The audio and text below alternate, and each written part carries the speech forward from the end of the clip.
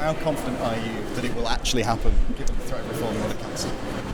It's great news because finally we've broken through that brick wall of resistance about Manchester Piccadilly, and I think we're now on a path to that underground station that will take the limits off the northern economy that some in Whitehall were trying to put on us. So it is genuinely great news. This is the first Chancellor and the first Transport Secretary to back the belief that we have in our city region and what it can be in the future. And yes, while it does take time to deliver rail infrastructure, there is no doubt about that. The key is having the right plan, which is what we're now getting. And the investment comes sooner because obviously investors see what's coming and they think, right, I'm going to get in around Piccadilly because that's where, that's going to be the beating heart of a resurgent north of England in the 21st century. I want to be there. So it doesn't stop the investment, the wider economic investment coming now. Do you know how much money you're actually going to get for this? Because I think under the Conservatives you were promised a certain amount, and then obviously that was sort of that assumption was stopped, and Labour had to look at it again. Of the 45 billion that's allocated for this whole Northern Powerhouse Rail project, do you know how much of it is going to Manchester, Liverpool, and whether you and Steve in Liverpool City region will have to put in some, a local contribution? The honest answer is I don't. But as I was in the final negotiations, I was waiting to have that figure, the overall figure, and that was obviously going to shape my thinking, because you will recall that we were given a figure of 17 billion by the last government for the Liverpool-Manchester element. So I was waiting to hear the overall figure, and when it came through at 45, I was encouraged by that because, obviously there aren't new lines being built on the other side of the Pennines in that figure, and therefore I think it is, I would say it's on the more generous side of the allocation to make sure we do get the right infrastructure in the northwest. So I don't have a breakdown yet because obviously the detailed designs and plans haven't been drawn up yet. But I think that's something that should give people encouragement. Do you think it's likely you might have to raise some money locally to help pay for this through whatever mechanism, like a business rates or land value capture? Well, we've been asked to do that, and that is part of the agreement that I think will be signed a little bit later down the line. But in principle, we have said that we are not against necessarily making a local contribution to get the right infrastructure, but it has to come with fiscal devolution. It has to come with measures that will allow us to raise those contributions, such as long-term business rates retention or land value capture mechanisms. So those are discussions for another day, and we sort of said in principle we could be prepared to accept that. It's a first in terms of national rail. I know in London people part funded Crossrail with local contributions, so it's not a sort of entirely new thing. It's new in terms of the national rail system, but I'm prepared to, if that's the key that unlocks the right solution for Manchester Piccadilly particularly, then it's a thing I'm prepared to agree to. When would you like to see them start actual work on Manchester to Liverpool, like in terms of construction? I would like to see it in the early 2030s. Now, so not quite in this Parliament, but soon after? I think it might be a stretch. It might not be credible for me to say in the 2020s, so hence I haven't said that. But I would say early 2030s. And we need to sort of move heaven and earth really to make that possible.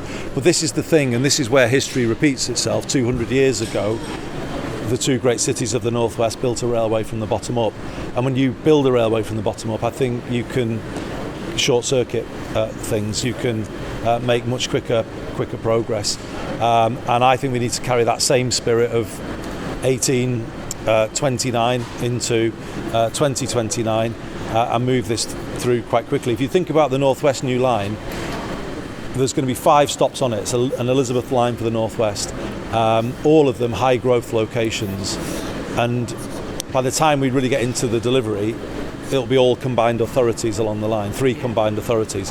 So what I'm saying right now is we need to start drawing a red line boundary around the growth locations, around the new stations in each of those locations. So at Piccadilly, to give you that example, I'm working with the leader of Manchester City Council already on a red line boundary that will capture some of the brilliant assets we already have in that area, but identify our investment opportunities.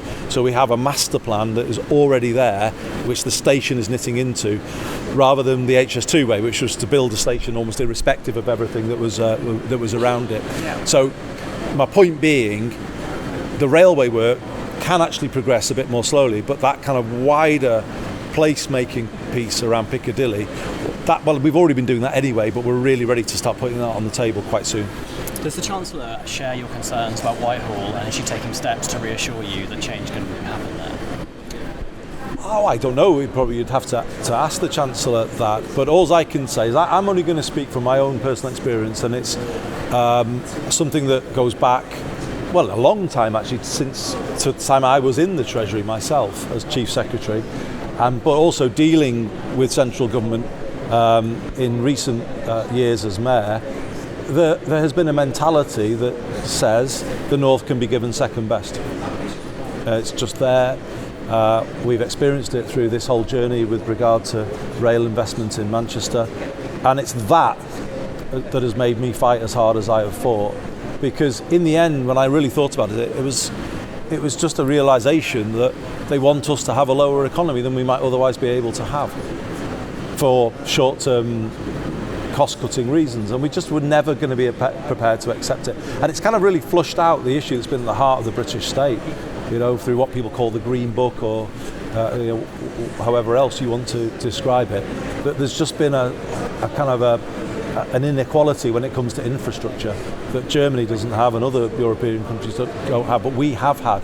And Steve and I became more and more determined to fight that, and come to a point where we persuade politicians that our part of the world should have equal, at least level infrastructure to London and the South East. And this is the first Chancellor of the Exchequer and the first Transport Secretary in all of our time as mayors to back that high ambition for the North. Sorry, one more question. Sorry, Andy. On funding, can I just go in? On funding, we've heard that conversations have been going well so far, but can you envisage trouble ahead when the Treasury comes knocking for more money than you're able to give?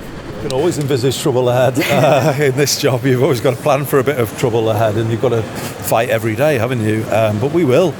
And I think, just a quick reflection, it's less than 3 years since Rishi Sunak came to our city for his conference and ripped up the plan that was there.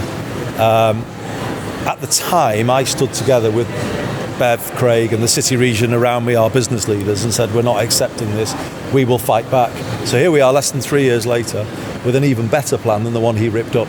So if anyone has ever had cause to doubt the strength of Greater Manchester, doubt it no longer, because in the end we come through and we prevail, and we have done in relation to this. So even if there are battles ahead, I think people are well aware of the strength of Greater Manchester now, not just our kind of strength in the way we go at things, the strength of our arguments. We have patiently made an argument about Piccadilly in the North for 10 years, and I think finally people have heard it and backed it. So that should give everyone confidence that battles ahead, but those battles will be won. Brilliant. Thanks so much.